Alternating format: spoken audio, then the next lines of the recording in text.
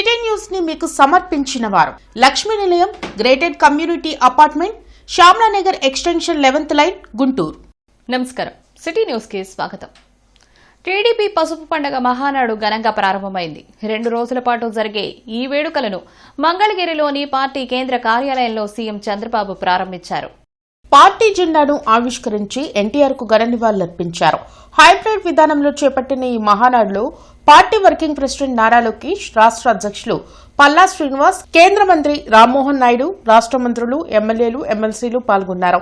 దేశానికి జాతీయ జెండా గౌరవమని, తెలుగువారి ఆత్మవిశ్వాసానికి పసుపు జెండా ప్రతీక అని చంద్రబాబు అన్నారు. సంస్కరణలకు, విజన్ పాలిటిక్స్ కు టీడీపీ నాంది అని చెప్పారు. ప్రజలు పెట్టుకున్న నమ్మకం, పార్టీ సృష్టించిన చరిత్రను నిలబెట్టుకోవాల్సిన బాధ్యత ప్రతి ఒక్కరిపై ఉందన్నారు. సోషల్ సైకోలా తాట తీసి మహిళల గౌరవాన్ని కాపాడుతున్నట్లు చంద్రబాబు వివరించారు. ఈ మహానాడును మహిళలకు అంకితం చేశామని, ఆర్థిక ఇబ్బందులు ఉన్నా ఇచ్చిన ప్రతి హామీని అమలు చేస్తున్నట్లు తెలిపారు. వేట కొడవల నుండి గొడ్డలికి మారడం వైసీపీ విధానమైతే, ఐటీ నుంచి క్వాంటం దిశగా ఎదగడం మన విధానమని చెప్పారు. యువతకు కావాల్సింది ఉద్యోగాలు, గొడ్డలి పోట్లు కాదన్నారు. వైసీపీది అడ్డగోలు బ్యాచ్ అంటూ చంద్రబాబు తీవ్ర విమర్శలు చేశారు. వేట కొడవళ్ల నుంచి గొడ్డలికి మారడం వాళ్ల విధానం, ఐటీ నుంచి క్వాంటం దిశగా ఎదగడం మన విధానం. Both are not same. పేదలకు కావాల్సింది పథకాలు, గొడ్డలి వేట్లు కాదు. యువతకు కావాల్సింది ఉద్యోగాలు, గొడ్డలి పోట్లు కాదు. రాష్ట్రానికి కావాల్సింది శాంతి భద్రతలు,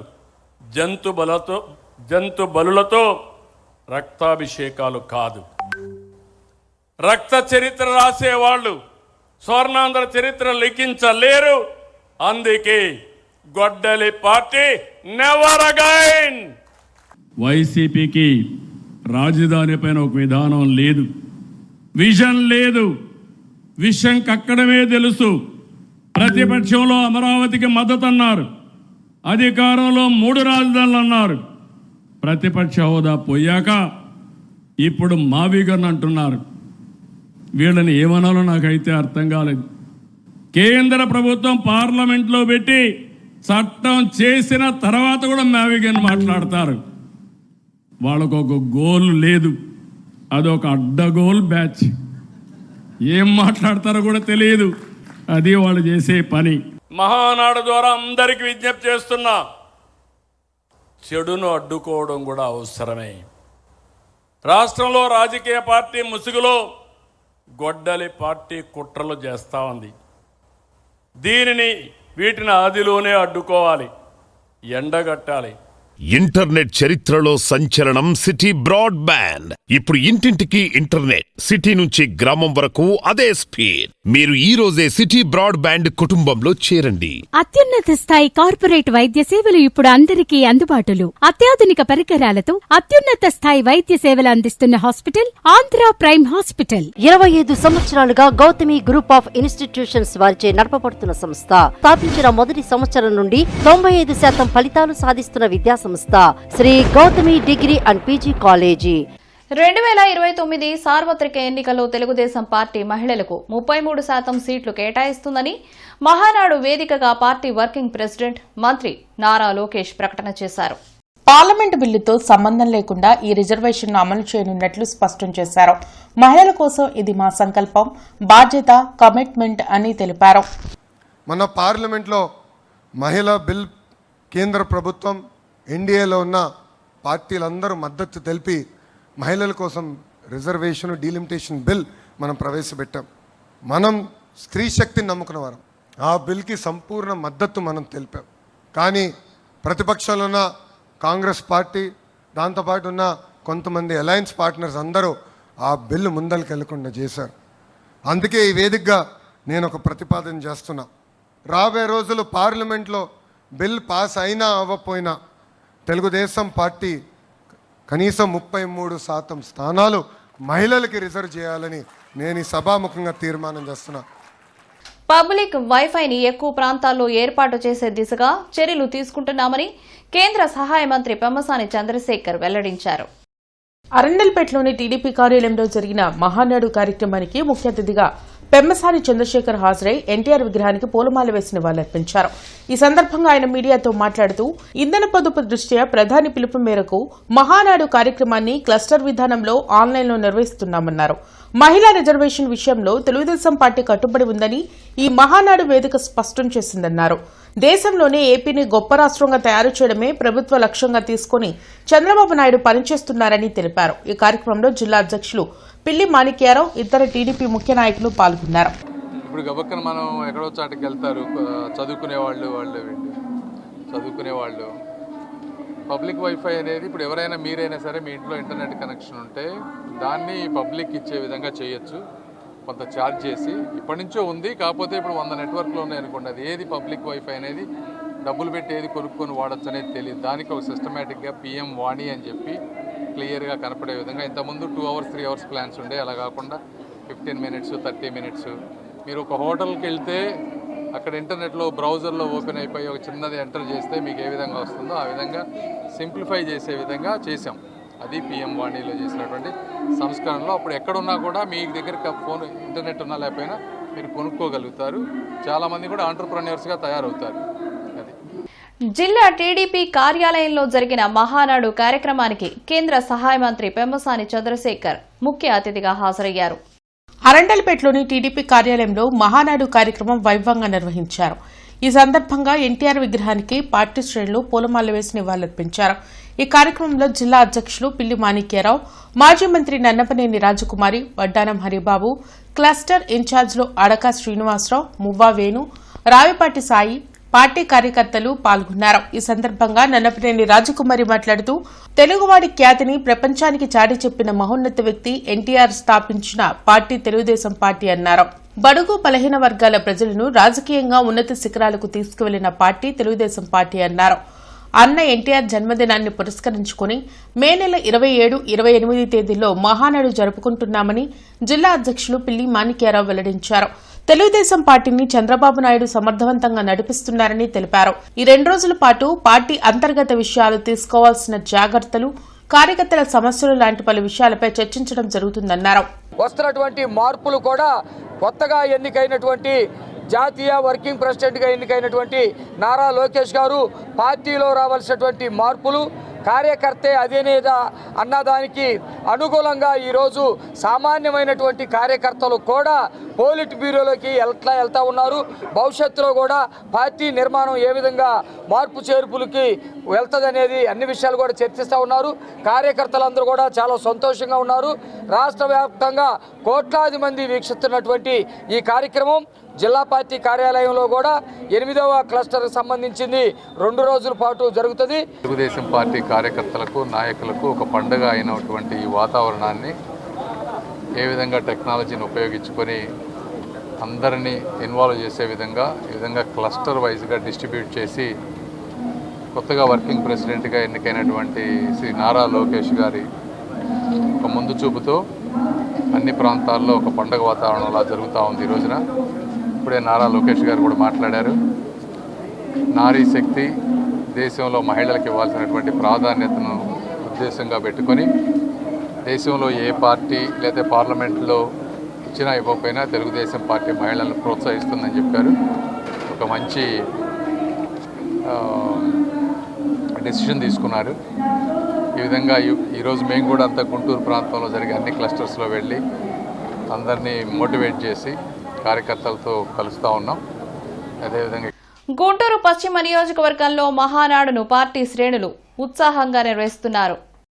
క్లస్టర్ 5లోని 38, 39 డివిజన్లకు సంబంధించిన హైబ్రిడ్ మహానాడును ఎస్వీఎన్ కాలనీలో చేపట్టారు. టీడీపీ నేతలు మానం శ్రీనుతో పాటు ఇతర నాయకులు పాల్గొన్నారు. బలహీన వర్గాల సంక్షేమం కోసం టీడీపీ నిరంతరం కృషి చేస్తుందని ఈ సందర్భంగా మానం శ్రీను తెలిపారు. ఎన్ని ఇబ్బందులు వచ్చినా పార్టీ జెండాను వీడకుండా పనిచేసే కార్యకర్తలు టీడీపీకి మాత్రమే సొంతమని చెప్పారు.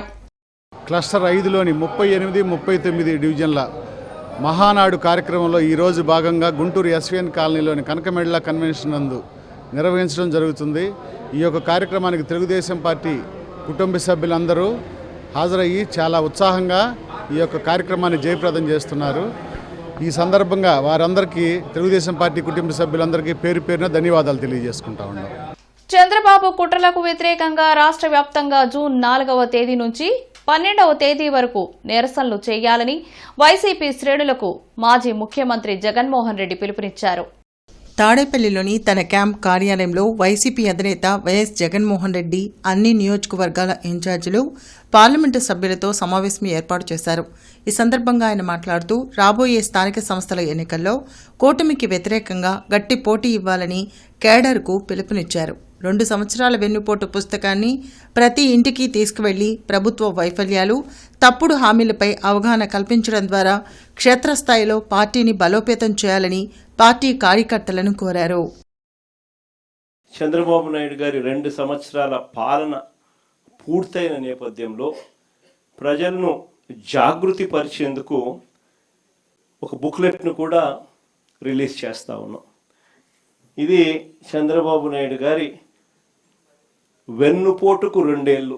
ఇందులో ఆయన సూపర్ 6లు, సూపర్ 7లు ఏ రకంగా ఆయన మోసం చేశాడు దగ్గర నుంచి, ఏ రకంగా ఫీజు విద్యా దీవెన, వసతి దీవెన వంటి కార్యక్రమాలతో ఎలా పిల్లలను రోడ్ల మీదకి తీసుకొచ్చాడు అన్న పరిస్థితుల నుంచి, ఆరోగ్యశ్రీ పరిస్థితి, విద్య, వైద్య, వ్యవసాయం ఏ రకంగా కుప్పకూలిపోయింది, అక్క చెల్లెమ్మలు జీవితాలు ఎలా చీకటిమయం అయిపోయాయి, ఇటువంటి అన్ని విషయాలతో పాటు ఆయన దుర్మార్గాలు, ఆయన దౌర్జన్యాలు, ఆయన అవినీతి అన్నీ కూడా ఈ పుస్తకంలో క్లుప్తంగా ఏ ఒక్కరికైనా కూడా అర్థమయ్యే భాషలో ఈ బుక్లెట్ అనేది రూపొందించడం జరిగింది.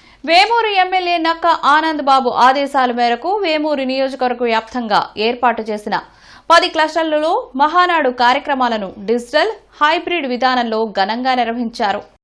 ఈ సందర్భంగా పార్టీ నాయకులు మాట్లాడుతూ కార్యకర్తలను ప్రత్యక్షంగా డిజిటల్ వేదిక ద్వారా అనుసంధానం చేస్తూ నిర్వహిస్తున్న ఈ మహానాడు కార్యక్రమం పార్టీ సాంకేతిక సామర్థ్యానికి నిదర్శనమని పేర్కొన్నారు. రాష్ట్ర వ్యాప్తంగా 1848 క్లస్టర్లలో మహానాడు నిర్వహించడం ద్వారా తెలుగుదేశం పార్టీ కొత్త చరిత్ర సృష్టిస్తుందన్నారు. పార్టీ భావజాలాన్ని ప్రతి కార్యకర్తకు చేరవేసే విధంగా రూపొందించిన ఈ హైబ్రిడ్ విధానం భవిష్యత్ రాజకీయాలకు మార్గదర్శకంగా నిలుస్తుందన్నారు. ఈ ఏడాది మహానాడులో స్త్రీశక్తి ప్రధాన అంశంగా చర్చలు జరగడం విశేషమని, మహిళా సాధికారత, సంక్షేమం, అభివృద్ధిపై పార్టీ కట్టుబాటును ఈ వేదిక ద్వారా స్పష్టంగా తెలియజేస్తుందన్నారు. వేమూరు నియోజకవర్గంలోని అన్ని క్లస్టర్లలో కార్యక్రమాలు ఎటువంటి అంతరాయం లేకుండా విజయవంతంగా నిర్వహించేందుకు కృషి చేసిన పార్టీ నాయకులు, మండల అధ్యక్షులు, క్లస్టర్ ఇన్ఛార్జీలు, కార్యకర్తలు మరియు అభిమానులను ఎమ్మెల్యే నక్కా ఆనందబాబు అభినందించారు.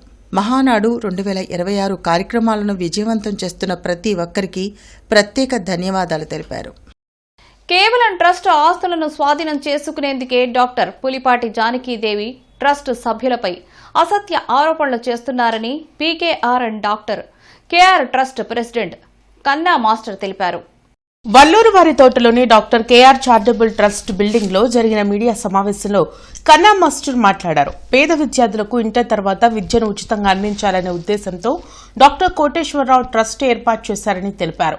చైర్మన్ భార్య డాక్టర్ జానకీదేవి తన కూతురు వద్ద అమెరికాలో ఉన్నారని, ఆయనకు అనారోగ్యంగా ఉందని ఎన్నిసార్లు మెసేజ్లు పెట్టినా కాల్స్ చేసినా స్పందించలేదని అన్నారు. అయితే జానకీదేవి జనవరి 2018లోనే ఆస్తుల కోసం కోటేశ్వరరావుపై కోర్టులో కేసు వేశారని చెప్పారు.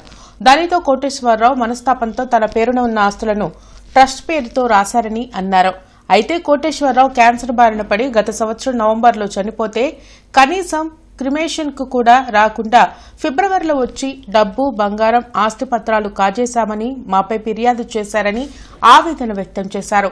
కానీ దానిలో నిజం లేదని పోలీసులు విచారించి చర్యలు తీసుకోవాలని కోరారు. ఈ కార్యక్రమంలో ట్రస్ట్ సభ్యులు పాల్గొన్నారు. బాధపడతా కబురు పెట్టారు, 10,000 మీ దగ్గర తీసుకోవాల్సి వస్తుంది ట్రస్ట్ మెంబర్ దగ్గర అని. కాబట్టి ట్రస్ట్ మెంబర్లకు ఎప్పుడు ఆర్థిక ఇబ్బందులు కలగచేయలేదైనా, బాధ్యతలు ఇవ్వలేదు, అక్కడ డబ్బులు పెట్టుకోలేదు. డబ్బులు పోవటం అనేది అసలు చాలా ఏమాత్రం నిజం కాదు. అది నెక్స్ట్ బంగారం ఆయన చాలా సింపుల్గా ఉంటారు. పాత లుంగి కట్టుకొని ఏ బంగారు వస్తువులు ఆయన వాడేవాళ్ళు కాదు. ఆయన దగ్గర 25 సవర్లు ఉండటం అంటే ఇంపాసిబుల్ థింగ్. అయితే వీటికి నిరూపణగా ఇక్కడ వాచ్మ్యాన్ ఉంటారు, ఆయనకి కుక్ చేసేటువంటి ఆమె ఉంటుంది, అందరూ ఉంటారు. ఎవరిని అడిగినా చెప్తారో, తప్పకుండా అందరూ ఎంక్వైరీ చేయాలని కోరుకుంటున్నాను. రెండో ఎలిగేషన్ ఏంటని అంటే ఆయన్ని మర్డర్ చేశారు అంటున్నారు. అంటే ఆ ఉద్దేశం ఏంటి అంటే హాస్పిటల్ నుంచి తీసుకొని ఎక్కడ జీజీహెచ్లో ఉన్న నాట్కో దగ్గర నుంచి తీసుకొని ప్రైవేట్ హాస్పిటల్ తీసుకెళ్ళేటప్పుడు దారిలో మా సెంటర్లో ఎందుకు టెస్టులు చేయించారని, ఎక్కడైతే మనం చేర్పించబోతున్నామో ఏవిఆర్ హాస్పిటల్లో ఆ డాక్టర్ గారు ఏం చెప్పారంటే, మీరు దారిలోనే మళ్ళీ ఆయన ఇక్కడ చేర్చిన తర్వాత తీసుకెళ్ళటం అంటే కష్టం, దారిలో టెస్టులు చేసి తీసుకురండి అన్నారు. తీసుకెళ్ళాము. ఆయన పర్సనల్ కేర్ చూశారు, కానీ చనిపోయారు. 1.5 ఇయర్ ఆయన చాలా క్యాన్సర్తో బాధపడితే. పసుపు పండుగ ఘనంగా ప్రారంభమైంది.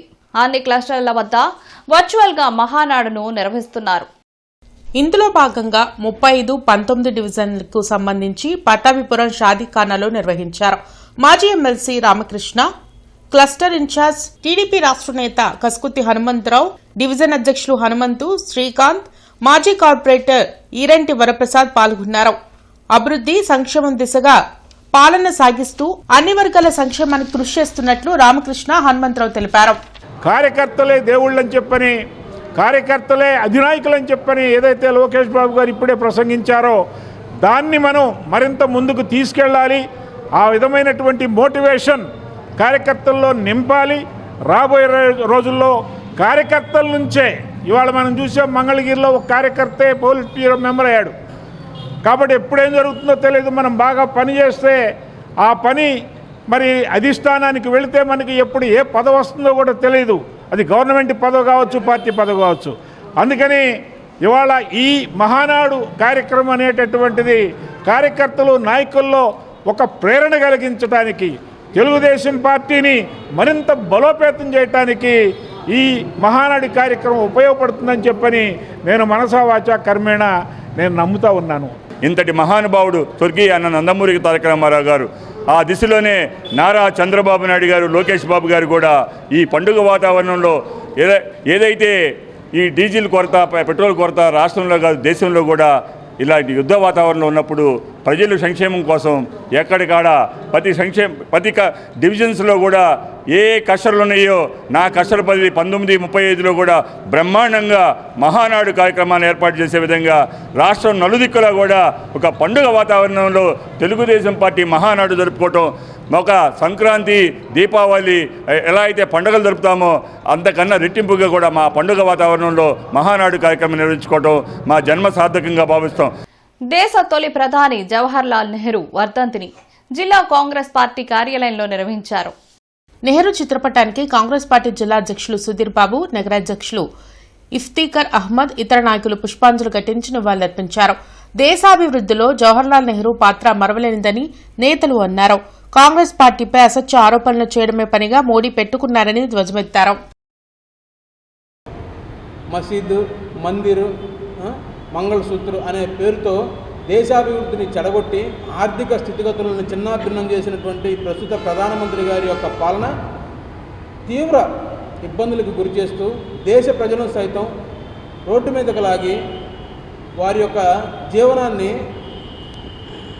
దేవుడా ఏంటి మా పరిస్థితి ఇలా ఉందనే స్థాయికి తీసుకొచ్చినటువంటి మన ప్రస్తుత ప్రధానమంత్రి గారి తెలుసుకొని నెహ్రూ గారు చేసినటువంటి వాటిని ఇప్పటికైనా కానీ వారిని చూసి నేర్చుకొని అలాంటి ఇంకొకసారి నెహ్రూ గారి మీద ఎవరన్నా చర్యలు చేస్తే మీరైనా మీ పార్టీ నుంచి వారికి ఒక నెహ్రూ గారు మాజీ ప్రధానమంత్రి కాబట్టి వారిని ఏమి అనకూడదు అనేటువంటి ఒక మెసేజ్ని మీరు వాళ్ళందరికీ పాస్ చేయాలని చెప్పి నేను ఒక కార్యక్రమం తెలియజేసుకుంటూ మహానాడు 2026 పసుపు పండుగను సంపత్ నగర్ లో ఉత్సాహంగా నిర్వహించారు. కేంద్ర సహాయ మంత్రి పెమ్మసాని చంద్రశేఖర్ తో పాటు ఉల్లి గోపాలకృష్ణ, కొల్లి అనిల్, ఇతర నాయకులు పాల్గొన్నారు.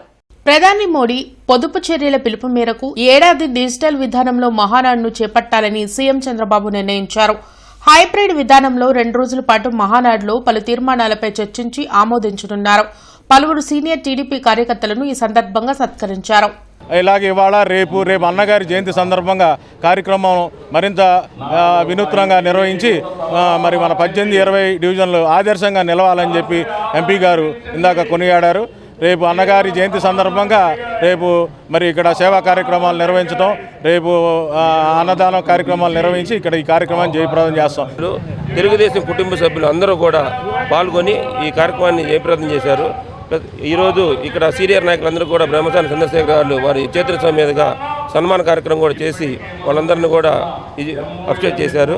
ప్లస్ మరియు ఈరోజు కార్యక్రమానికి మన వార్డు ప్రెసిడెంట్లు ఇద్దరు క్లస్టర్లు దీని కార్యక్రమాన్ని నిర్వహించుకుంటూ అంగరంగ వైభవంగా ఈ కార్యక్రమాన్ని జయప్రదం చేస్తున్నారు.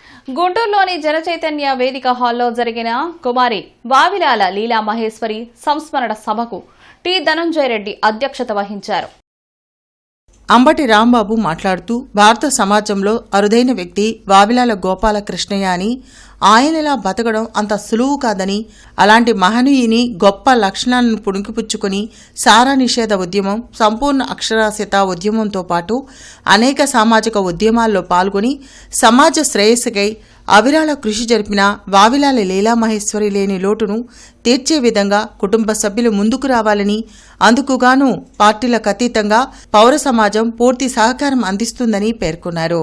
మాజీ ఎమ్మెల్సీ కెఎస్ లక్ష్మణరావు మాట్లాడుతూ వావిలాల గ్రంథాలయ సంస్థ ద్వారా లైబ్రరీ సైన్స్ కోర్సు ప్రవేశపెట్టి అనేక తరగతులు నిర్వహించి విద్యార్థుల జీవితాల్లో వావిలాల లీలామహేశ్వరి వెలుగులు నింపారని కొనియాడారు. నిజంగా మద్యపాన నిషేధం సందర్భంలో వావిలాల గోపాలకృష్ణయ్య గారు చూపించిన చొరవ కానీ, ఆ తర్వాత ప్రభుత్వం స్పందించిన తీరు కానీ చాలా అద్భుతంగా జరిగింది. ఒకానొక సందర్భంలో రాజశేఖర్ గారు బతికున్నప్పుడు, రాజశేఖర్ గారు ముఖ్యమంత్రి కానప్పుడు, చంద్రబాబు నాయుడు గారు ముఖ్యమంత్రిగా ఉన్నప్పుడు వీళ్ళిద్దరికీ మధ్యన స్టేట్మెంట్స్ వచ్చినాయి.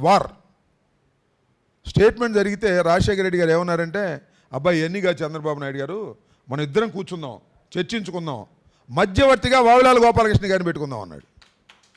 సో వావిలాల గోపాలకృష్ణయ్య గారంటే నిష్పక్షపాతంగా ముక్కుసూటిగా ఏ అభిప్రాయాన్నైనా చెప్పగలిగినటువంటి వ్యక్తి అనేటువంటి భావన.